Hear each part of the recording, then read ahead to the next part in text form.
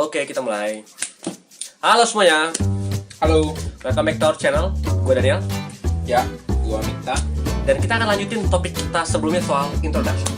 Ya, Dan kali ini kita masuk ke bagian kedua dari jurnal yang biasanya sering ditulis orang, yaitu methods atau metode. ya.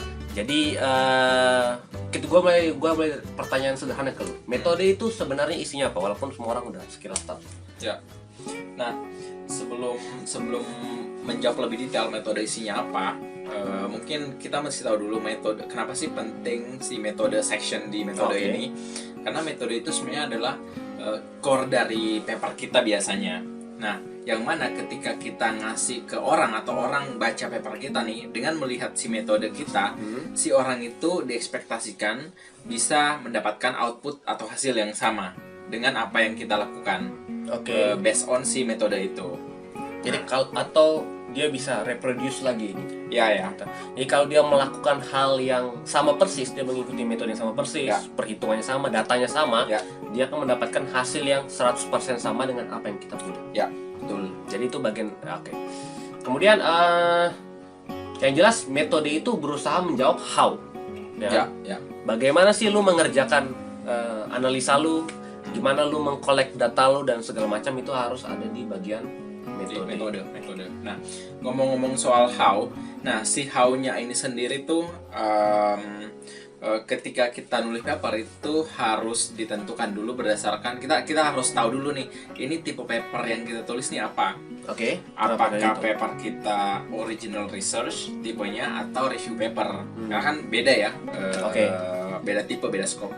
Nah, kalau review paper kan metodenya yang jelas biasanya, apalagi kalau systematic review itu kan sudah pasti biasanya ada selection kriteria, misalnya gimana kita menseleksi literatur di situ, itu kita jabarin berdasarkan literatur database-nya, gimana kita seleksinya, terus statistiknya seperti apa sampai akhirnya kita menemukan scope-nya si review kita. Nah, itu dijabarkan di bagian metode kalau di review paper. Ya, Nah, jelas. sementara di original research metodenya kan lebih ke procedural steps misalnya, atau step by step dari si paper kita. Terus berkaitan sama softwarenya, berkaitan sama analisisnya, metode analisisnya, macam-macam lah di situ. Statistik yang lu pakai, misalkan kalau lu pakai statistik, softwarenya apa, Ya, persamaan yang lu pakai mungkin apa, Ya, gitu ya. Hal-hal seperti itu harus ada di bagian methods. ya. Nah sekarang mungkin ada yang bertanya-tanya nih, seberapa detail sebenarnya metode itu? Karena kan yang jelas harus bisa direproduksi orang, tapi seberapa detail menurut lo? Kalau gua sih tergantung dari paper kita. Level of detailnya macam-macam. Ya. Kita bisa set dari misalnya ada 1 sampai 10, kita bisa set sampai 9 mungkin. Kita bisa set cuman di 5 aja. Yang jelas itu harus informatif dan legible atau bisa understandable ya, dipahami sama si pembaca, misalnya kayak gitu. Nah, cuman ada beberapa konsekuensinya. Misalnya kalau kita mau level of detailnya 9, nah itu kan berarti kita harus benar-benar dengan secara komprehensif menjelaskan step by stepnya. Nah, Dan itu salah satu hal yang paling sering dan pasti akan gue lakukan ketika menjelaskan metode adalah dengan buat diagram. Kalau gue, jadi di metode itu gue pasti biasanya buat overview diagram dari metode gue. Jadi input, proses, sama output. Jadi inputnya apa, data A, B, C, D, datasetnya. Terus prosesnya itu misalnya pakai metode analisis A, B, C, D, E sampai berapa lah. Ya. Nah, baru di outputnya ini. Nah, baru setelah itu gue jelaskan satu-satu. Nah, gue kalau biasanya kayak gitu kalau gue ngerjain metode. Karena menurut gue si diagram itu atau si skema itu sangat informatif dan bisa sangat secara visual menolong orang lain. sangat menolong orang lain. Ya, Kayak gitu sih. benar. Dan gue mau tambahin dikit sih, yang jelas untuk masalah detail atau enggak, yang jelas ada beberapa metode atau ya metode lah ya, yang sudah dikenal banyak orang dan itu kita nggak perlu buat detail. Misalkan itu sederhana, gue memakai analisa statistik regression misalkan. Jadi kan ya regression kan metodenya kayak gitu-gitu aja, jadi lu nggak perlu buat sedetail ini. Gua pakai ini, gua pakai bootstrap misalkan dan segala macam, confidence intervalnya segini, ya itu kan nggak dengan tidak perlu sedetail itu karena kan itu metode-metode yang sudah dikenal orang umum. Dan ngomong soal citation, ada kasus beberapa tadi gue sempat singgung kalau di level of detailnya itu kan, kalau misalkan ada metode yang sudah pernah dipakai di orang, ya lu nggak perlu bahas cukup detail, tapi bisa aja lu tulis metode ini kalau mau cari lebih detail bisa baca ke paper ini misalkan, atau kasus seperti itu. Dan yang jelas tergantung style orang sih, tapi memang ada dari gua sendiri ada, karena gua di paper yang gua pakai itu banyak sekali dari metode gua itu belum pernah mungkin bisa dibilang belum pernah dipakai di bidang gua, dan tapi dipakai di bidang orang lain, di bidang ekonomi misalkan, di bidang yang lain lah selain di bidang water di bidang gua. Jadi ya gua sebutkan metode ini sudah dipakai di bidang ekonomi, ini ada citationnya, jadi mereka bisa langsung refer ke situ. Tadi lu sempat singgung soal level of detailnya seperti apa. Yang jelas kalau dia detail banget, lu akan korbankan teks lu, karena kan akan perlu banyak menulis, dan itu akan makan total kata lu cukup banyak. Jadi ya tergantung juga lu mau perlu seperti apa. Dan yang jelas sih kalau gue pernah ada satu kasus di mana metode dia kalau gue pengen buat detail tapi dia cukup makan banyak kata-kata dan ada batas requirement kata-kata kan dari jurnal tersebut. Jadi gue pindahin beberapa hal yang lebih detailnya itu ke suplementari, jadi mereka bisa ngecek suplementari lagi untuk data yang lebih, untuk metode yang lebih detailnya seperti apa. Itu salah satu trik lah yang bisa dipakai ya untuk dalam hal penulisan metode seperti apa. Oke, ada lain nggak yang perlu disampaikan soal bagian metode ini? Oh ya, gue teringat satu hal. Beberapa paper gue itu kan gue udah misalnya mempublish 2 atau 3 previous paper, tapi metode yang dilakukan itu sebenarnya ada sequence-nya, ngerti nggak? Jadi kayak misalnya di bagian prosesnya itu gue ada 5 step A, B, C, D, sama E. Nah step A itu gue udah pernah publish paper di bagian step A untuk rincinya. Nah step B misalnya material properties, gue udah pernah publish paper khusus untuk ini rincinya.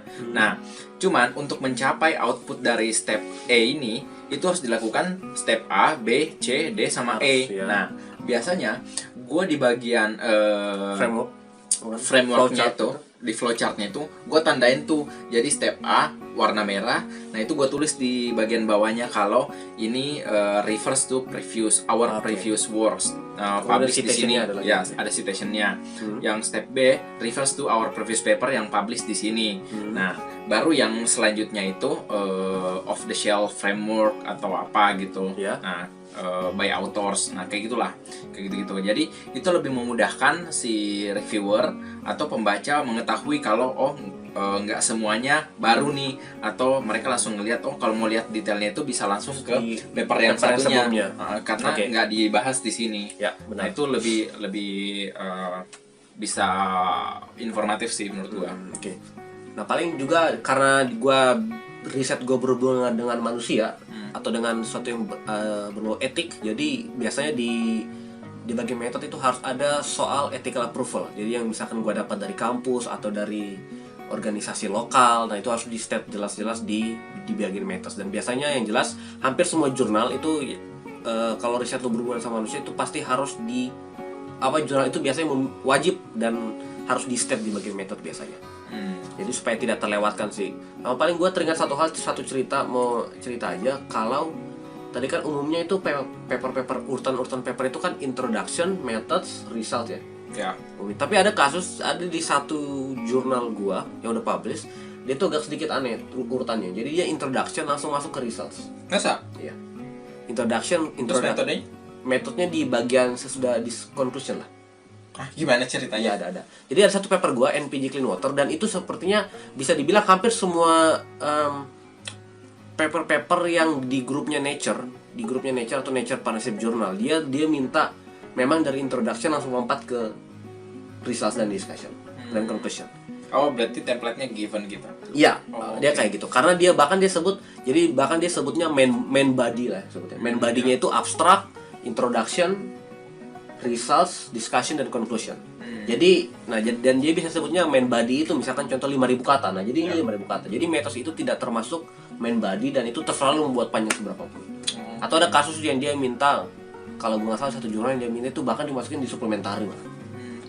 Jadi itu butuh trik tersendiri lah untuk menulisnya itu supaya Ya. tetap koheren dan urutannya tetap bagus lah. Tidak ada yang missing dari storyline-nya itu. Oke, ada lagi nggak yang bisa lu sampaikan soal menulis bagian metode sini ke teman-teman? Atau pertanyaan gue sederhana nih. Biasa lu metode lu tulisnya kapan? Oh, gue itu paling pertama ya. Paling pertama ya. Setelah bikin flowchart-nya, gue pasti langsung ke Jadi metode karena itu kan sesuatu yang sudah lu kerjakan ya. Iya, iya. Jadi metode misalnya gue juga gitu sih. Metode research, discussion dan Iya, baru introduction. Ada lagi hal yang lain di ini kan? Pesan-pesan yang mau highlights mungkin dari video kita ini soal seputar methods. Ya, paling highlights-nya ini sih take home message-nya itu gue pernah nge-review juga beberapa paper, dan yang paling gue cari ketika masuk ke bagian metode adalah apakah si orang ini bikin flowchart atau skema dari metodenya.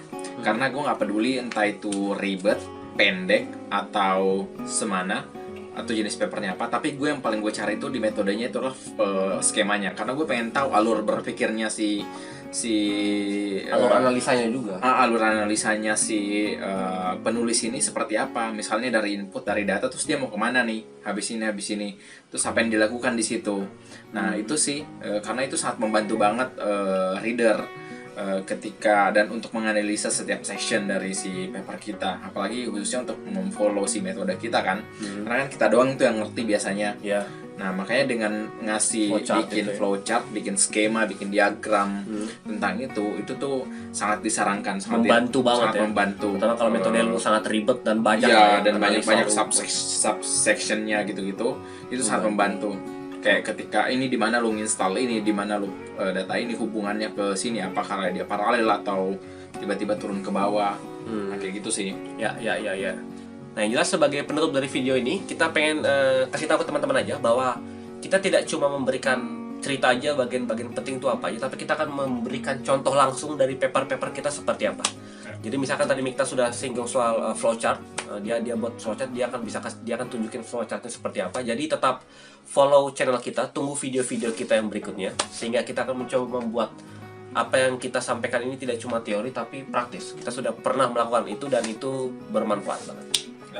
Paling gitu aja ya di video seputar metode ini. Dan jika teman-teman suka video ini dan bermanfaat, jangan lupa untuk like, subscribe, share ke orang lain, karena ada banyak orang yang mau nulis paper juga. Lalu komen juga jika ada saran-saran yang mungkin kita lupakan dan mungkin bisa berguna ke teman-teman yang lain, atau mungkin ada yang kurang, ada yang salah, bisa di komen juga, dan supaya kita bisa membuat video yang lebih baik berikutnya. Ya. Dan semoga video ini bermanfaat dan sukses untuk penulisan jurnal teman-teman, dan sampai jumpa di video-video kita yang lain. Bye-bye.